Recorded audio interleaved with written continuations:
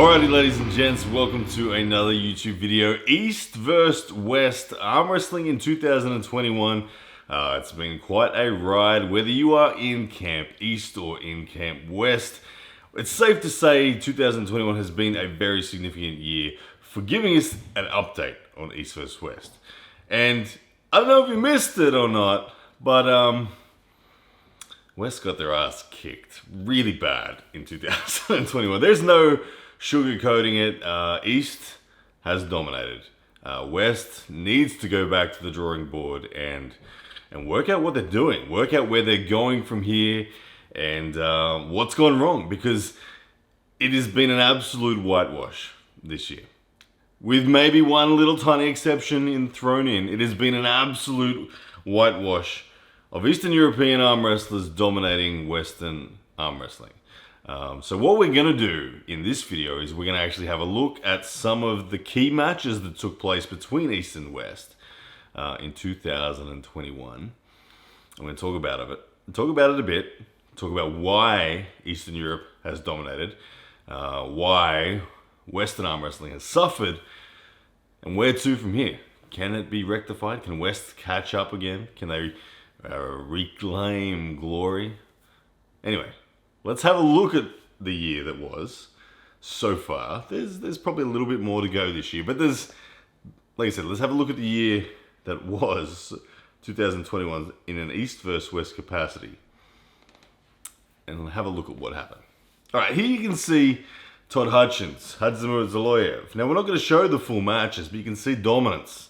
Hadzimir Zaloyev in the top roll, busting the wrist back. Todd slipping and losing positions time after time. He did put up more of a fight than I'm showing here, but Zoloev showing dominance. RVJ v Sasha Andreev, Bulgaria v USA. Bulgaria absolutely in control. A 6-0 whitewash here at the Arm Wars. Rob Vigent showed glimpses of hope outside of the straps, but realistically, he was not in the ballpark. He was not close to Sasha Andreev on this day. Sasha Andreev, far too strong, far too technical, and really just ended up doing whatever he wanted with his opponent.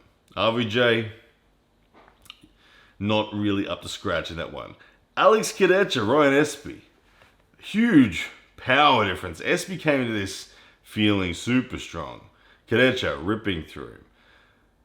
Bozhidar Simeonov against Tony Gutowski, two 80-kilo giants in their respective nations. Bozhidar winnings very comfortably, allowing in this round. This was a good round for Tony. This is the best round Tony had, where Bozhidar allowed Tony in and gave him time, and probably is pinning him a number of times. But the referees allowed this to go on, and it forces Bozhidar to really have to think on how he's going to get this extra last centimeter down.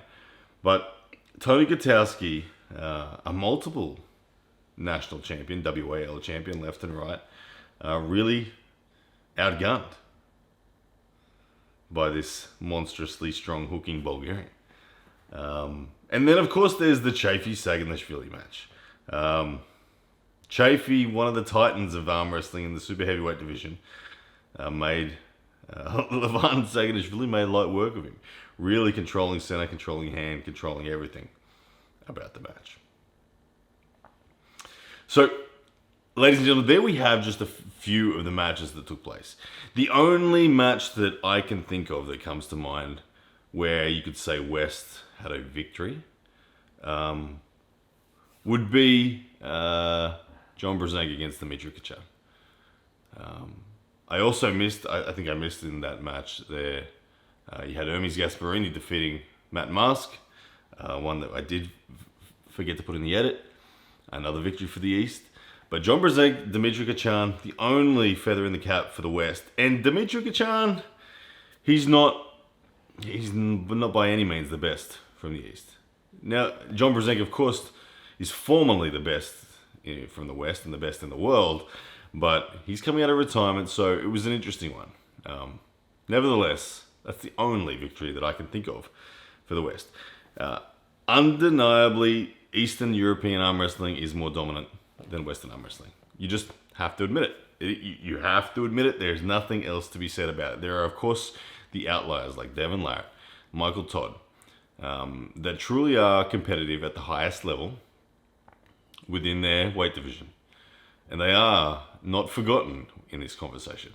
But when we talk about consistent depth throughout the rest of the situation, think about Irakli Zarakishvili against Dan Mosier. Another one that I didn't put in the edit. Should have. My apologies. Again, clear dominance from Irakli.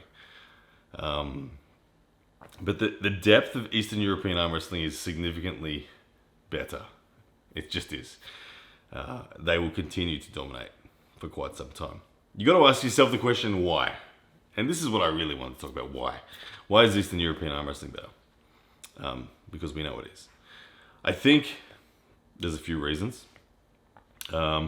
Money is always a big factor. Let's be clear. Everyone needs to work. Everyone needs to eat. Everyone needs to have a roof over their heads. And the cost of living in different parts of the world varies.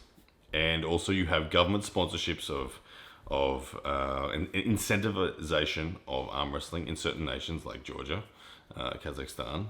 I'm not sure. I think Bulgaria as well, Russia or Ukraine.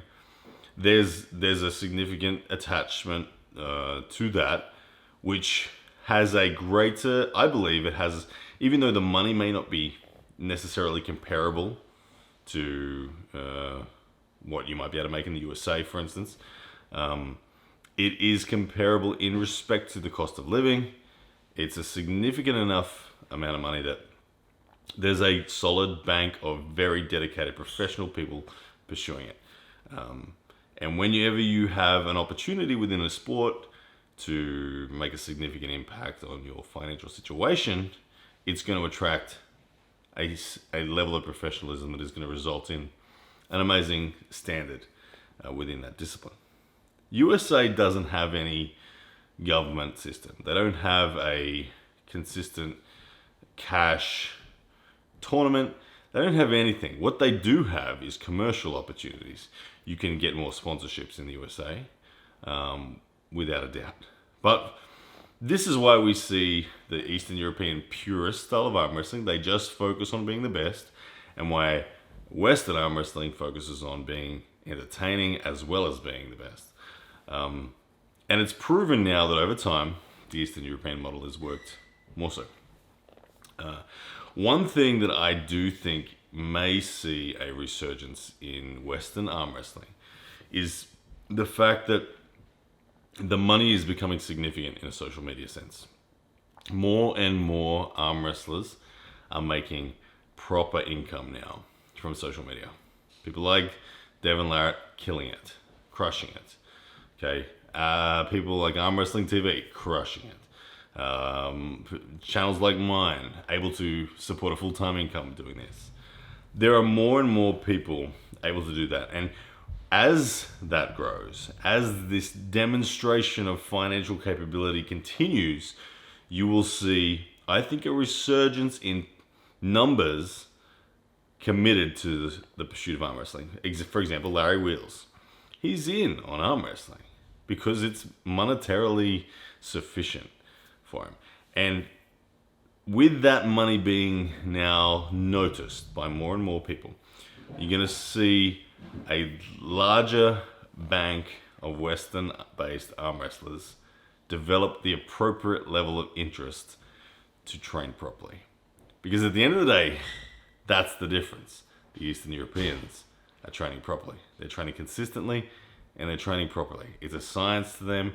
They understand it and they're doing it with their utmost due diligence. Western arm wrestling, more casual, beer drinking, hobbyists, whatever you want to call them. They're not as professional. They're not as serious. But with the insurgence of more significant money, I have a feeling you'll start to see that. And you might even start to see people come from the West that are truly those freaks. Those 6'10" kind of guys with 11-inch wrists. Like there's Hafthor Bjornsson kind of genetic guys. At the end of the day, there's lots of those people out there. if they see a sport that is small enough that they think, hey, I could dominate that, and they see a monetary reward sufficient to lure them over, we're going to start to see more and more genuine giants interested in the sport. And that's a thing that will come from the West. I think the genuine giants, the influx of genuine giants will come from the West because of that YouTube potential. But anyway, it's been a bad year for the West. They've been crushed. I take my hat off to the professionalism of Eastern European arm wrestling. I think it's awesome. There is nowhere that I want to test myself more than in the depths of Eastern European talent. I won matches with Sasha, with Irakli,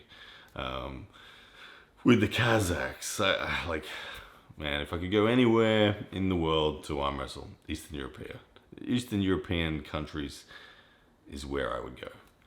Anyway, let me know, guys, what do you think about the East versus West situation for 2021?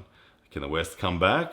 Or will it be a long and dark period for them with East dominating for the foreseeable future? I guess if I had to throw my hat in the ring, I am on Team West, given my geographical location.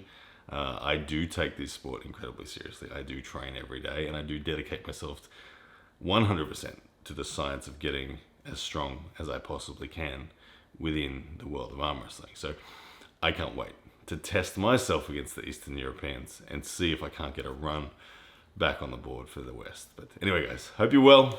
We'll see you soon.